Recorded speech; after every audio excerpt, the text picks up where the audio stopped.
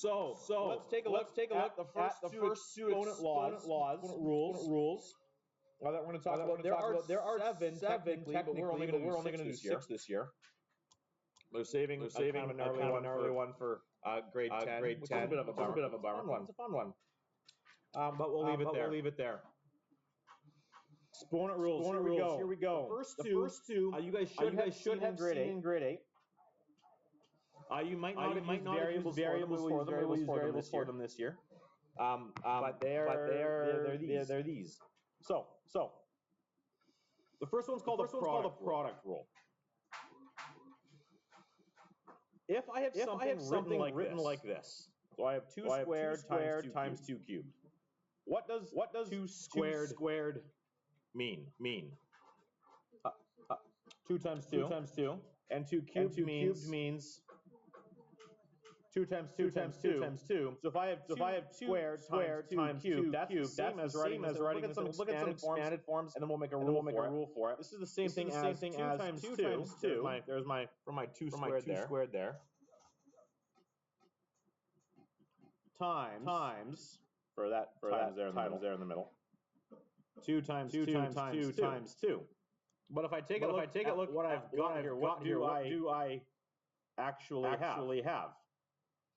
I had 2 squared times 2 cubed. This is the same as writing it 2 times 2 times 2 times 2 times 2 times 2. So the base is 2. And instead of writing it as 2 squared times 2 cubed, I could write 2 to what power? 5. Because there are 5 of them there. 1, 2, 3, 4, 5. So that's the same as this base to this many numbers. So 2 to the 5. Interesting. How could we get from here and here to that? Yeah. Get at them. Interesting. Next one. 7 to the 1 times 7 to the 1. Well, that's just 7 to the 1 is just itself. So that's going to be 7 times 7, which I could write as the power of 2. Well, interestingly enough, that's these two things added together. Interesting. Things got a little bit weird last week when I asked you guys to bring in letters, variables to this. But really, no different than with numbers. We just can't evaluate them. Variables represent numbers we don't know, so we can't evaluate them. We can still use our exponent rules to simplify things. Do you need something to make them? There is a whole stack of extras in the front corner there. So if I have x to the fourth times the 5, it's going to be the same thing. I'm going to have 4 of these x's multiplied together. X times x times x times x times 5 more. X times x times x 3, 4, 5 of those. The same thing as having 1, 2, 3, 4, 5, 6, 7, 8, 9 x's multiplied together. So my base is just going to be this x now. The exponent on that is however many there are that will multiply together. And again, the only thing I can do here is evaluate the exponents behave the same. Or another one, if I have x squared times now I'm bringing in a second variable. X squared times y cubed times y to the 1 times the 5. When we multiply, the beauty of multiplication, BEDMAS says we multiply and divide left to right. But if all we have is multiplication, we can multiply in any order, right? If I had 2 times 3, that's going to be 3 times 2. Both of them are going to be 6. So this is going to be the same as if I were to write it as these two multiplied together first, and then these two multiplied together after. Because if all I'm doing is multiplying, we can change the order on the multiplication. So I can multiply this as x times x times 1, 2, 3, 4, 5. This one are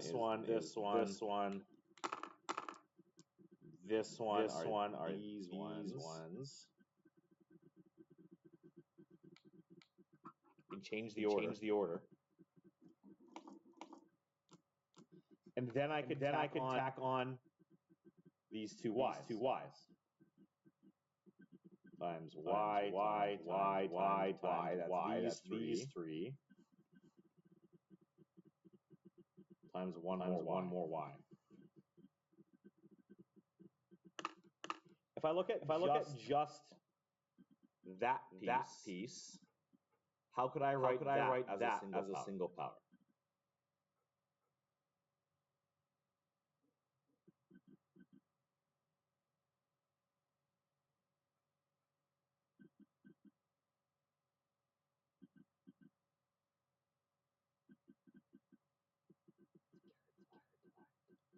Is it because it's Monday morning? Yeah, Zara. Yeah, x to the power 7. There are 7 of them. 1, 2, 3, 4, 5, 6, 7. You bet. So that's going to be x to the power of 7. Y to the power of 4. And because these are different bases, I can't combine them with each other. This is as far as I can simplify them. So these 7 x's give me the x to the 7. These 4 y's are the y to the 4. In fact, I could have gone to a different color here. Probably should have gone to a different color there. And when we've got variables, this is it. So if you look at all the power that's going on here, what ends up happening is when the bases are the same, and only when the bases are the same, the exponent on those bases can add to give us one base to one power. Instead of having multiple bases here, multiple powers, we can condense it. So here's the rule. When multiplying,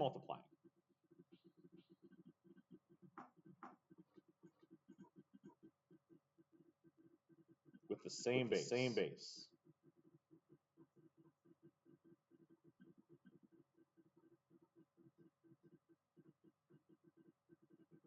Add the exponents. So in general, a general way you could write this is if you had something like x to some unknown exponent. I'm going to write it as x to the power of m times x to the power of n. These are all numbers we don't know. But my base is the same, and they're both x's. I could write this as x once to the power of the sum of these x to the power of m plus n, whatever those two numbers are. That's the general form for this. What we call the product rule, or product of powers. Hands up, you've seen this before. Just perhaps not with variables. Should be reviewed. Okay, so products. We're looking at two today. Just the products and the quotients. The quotient rule looks like this. The quotients are going to be very similar. Well, let's look at what this means. If I have 2 to the 4 divided by 2 to the 1. I'll write it out two different ways so you guys can see what's happening here. But 2 to the 4, I can expand that thing as 2 times 2 times 2 divided by 2 to the 1, which I'm just going to write as 2, because anything to the power of 1 is itself. So what's going to happen here? If we talk out what goes on, I have 2 times 2, which is times 2 again, which is times 2 again, which is now divided by 2 is takes us back down to 8. So again, I can multiply and divide in order I like here, when all I'm doing is multiplying and dividing.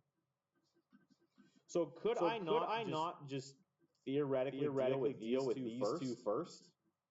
We said that 2 times 2 is 4 times 2 is 8 times 2 is 16 divided by 2 takes us back down to 8. So I could just say, well, 2 divided by 2 is 1, and then this is gone. This becomes 1.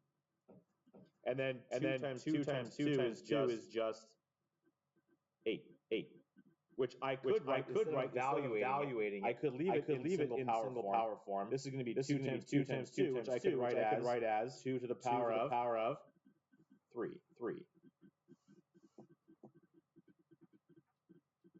And if we look where we came from, this is 2 to the 4 divided by 2 to the 1. How could I go using 4 and 1?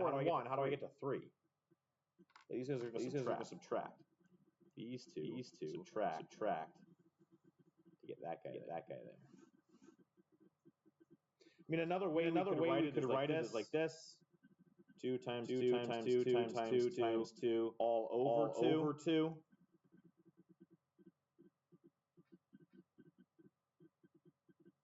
When we're multiplying in the numerator and dividing by something, we can do some simplification here, right? If you want to think about it as a fraction instead, we can simplify here. Each of these, the numerator and the denominator are both divisible by one of those 2's.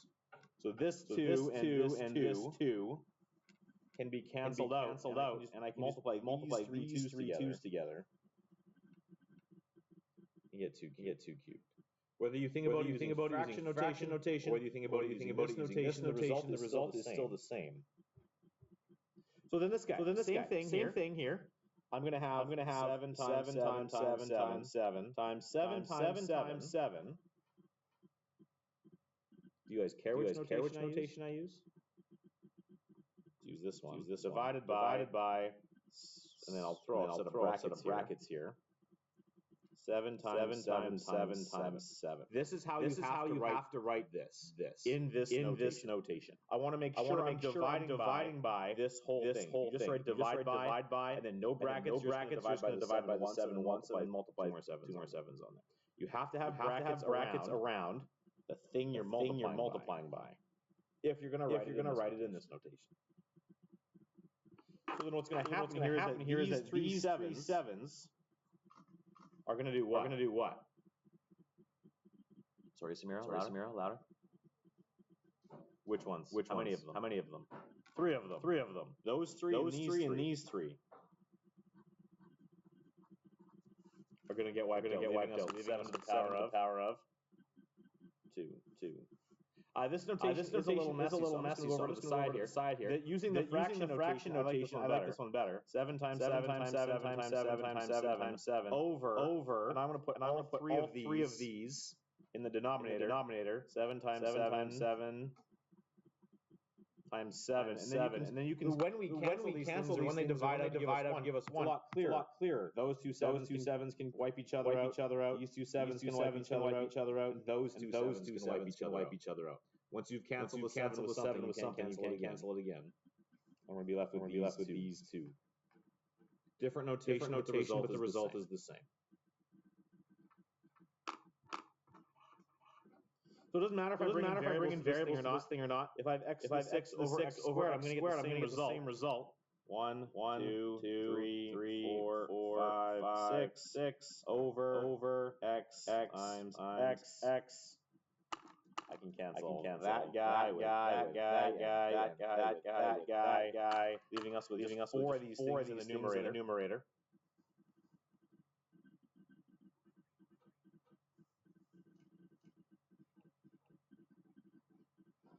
We can see the pattern here, or perhaps you remember the law from grade 8. When I'm dividing the same bases, we saw it on the first one, and it works for all the rest of these.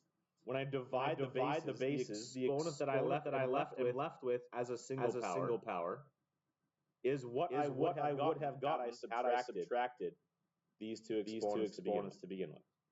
So 4 minus 1 is 3. 5 minus 3 is 2. 6 minus 2 is 4. So then this last one, without writing anything out expanded form, y to the 9 over y to the 4 should be y to the 5.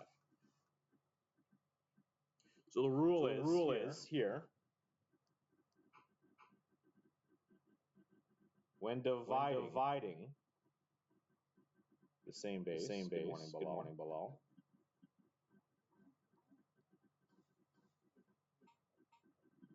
subtract the exponents.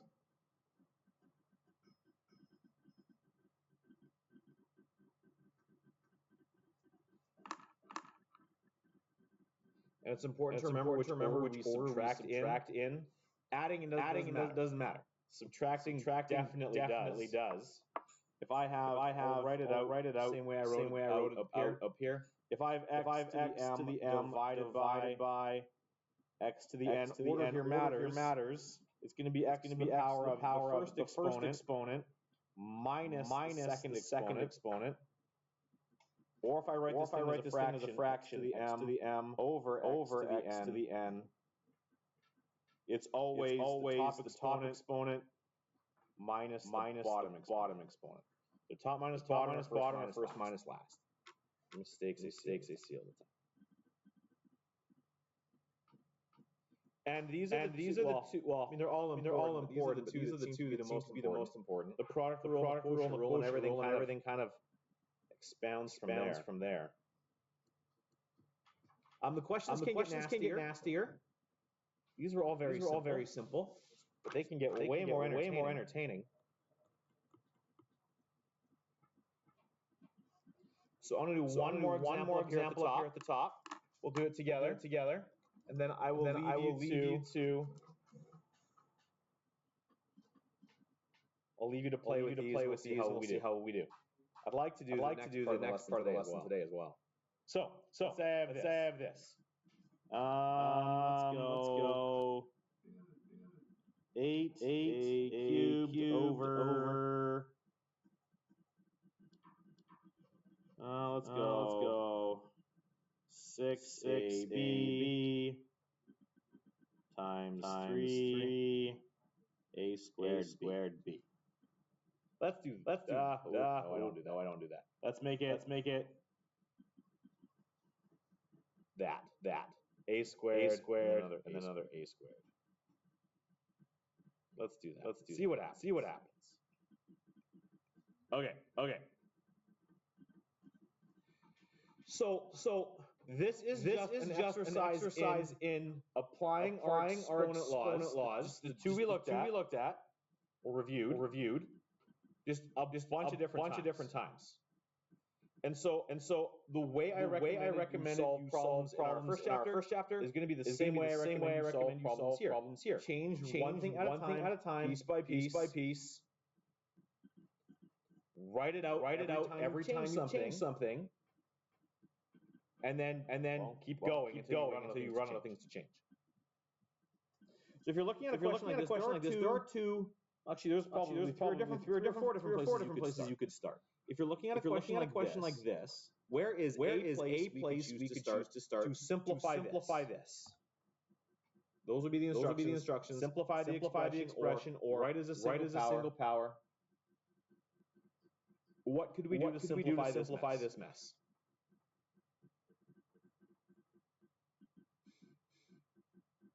Someone give me a first step. A thing you see here that we can do to make our life cleaner.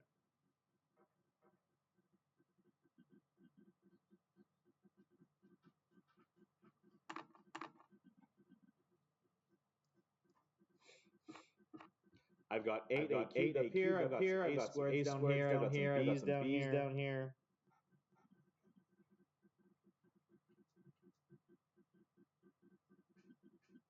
What could I do?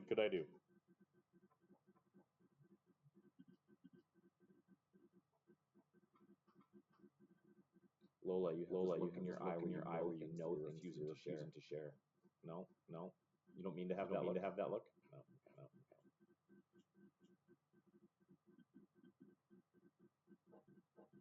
Yeah, Matthias. Oh, you mean like combine these?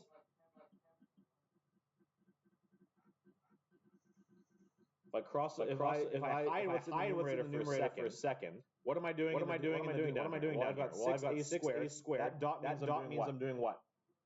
I'm multiplying. 3a squared b. And when there's nothing written between two variables, or there's nothing written between a number and a variable, symbol in there. What am I doing? Like, what's the mathematical operation here between the 3 and the a squared? There's no symbol. It means something. Means I'm multiplying. Right. So I have 6 times a squared times b times a squared times b. This is all just being multiplied together. So there are some places where I can condense the notation. Whenever I've got numbers, I can multiply those together. So I've got 6 and I've got a 3 down there. We can multiply those together. 6 times 3 is 18.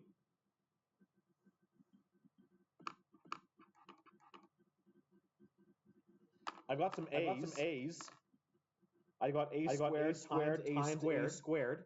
My exponent rule says I can do what with these two a squareds. If I multiply the same bases, what do I do with their exponents? I add them. So if I have a squared times a squared, that's going to be a to the. Sorry. A to the fourth. Yeah. And now I'm multiplying these two b's. When there is no exponent written on the b, what is the implied exponent? It's a 1. So I could force them in there if it makes your life a little easier. And then b to the 1 times b to the 1, that's going to be b to the 2. Now, if I put my finger away, this expression is actually in the denominator. So what I have has to remain in the denominator. And now I can put my numerator back. 8a cubed. So I've changed. Well, I've done three things. But really, I've just condensed the denominator. Did I have to start there? No. I could have started here. I could have started with a division here. But what reason chose not to. Actually, Matthias is the reason we chose not to. Matthias wanted to deal with the denominator. This is how you would deal with the denominator. And now we can keep going.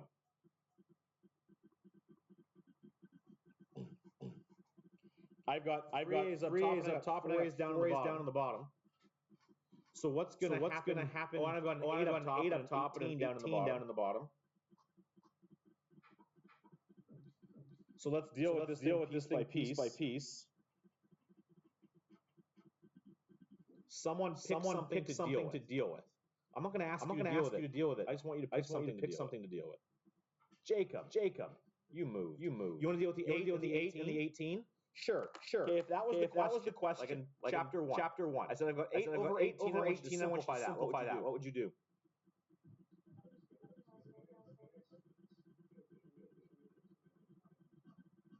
Is that how we get rid of 8s and 18s?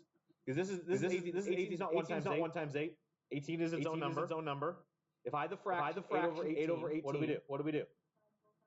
Yeah, both of those are even. I can divide both by 2. You bet. Divide by 2. And what would that give me? If I'm reducing that fraction, I'm going to get what? 8 divided by 2 is? 4. 18 divided by 2 is? 9. Okay, so the 8 and the 18 are dealt with. We're good there. Let's deal with the A's next. Go in order. If I've got 3 A's here and I got 4 A's here, what's going to happen? I'm going to subtract them. I'm going to get 3 minus 4. It's always top minus bottom. So what's 3 minus 4? So I'm going to get a to the negative 1. I'm going to leave it up top.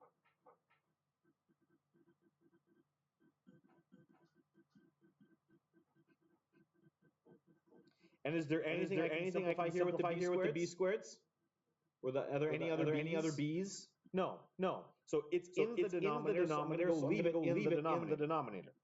I didn't touch it. I didn't do anything with it. So I have to put it back where it was. And now, as far as grade 9 is concerned, we're done. The exponent law that we're not looking at this year, that we're saving for grade 10, will deal with this negative. And in fact, I will show you right now what it would have been. Just for fun. Let's take a look at just the A piece. If I have A cubed up top and A down to the bottom. If I expand those things, what does that mean? A times A, and then? So if I cancel these piece by piece, those two are going to be canceled. These two are going to be canceled. These two are going to be canceled. And what am I left? What am I left with? I'm left with. If there's nothing in the numerator because they divided away, what number has to be there? What's A divided by A? Or anything divided by itself is 1. So 1 has to remain there in the numerator. And then what's left in the denominator? A single A. I could write A as the power of 1. And look what we have here. I've got 4a to the negative 1. If I look at what happened here, that's going to be the same as 1 over a to the 1. This is the exponent law that we don't do in grade 9. That is saving till grade 10. There's a negative exponent law. I mean, it's really not hard to add. And if you'd like to play with it, you're welcome to. But it's technically not in grade 9. So if you left your answer right here, you're done.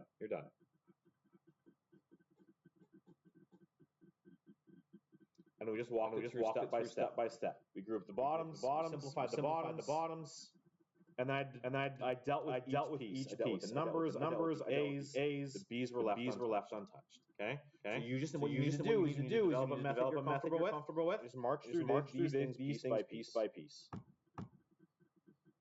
There's 22 questions there. I want you to do them all. I will help you with them as needed on your market set go. It's just these two exponent laws. We'll bring in some more exponent laws later. Yeah, you may.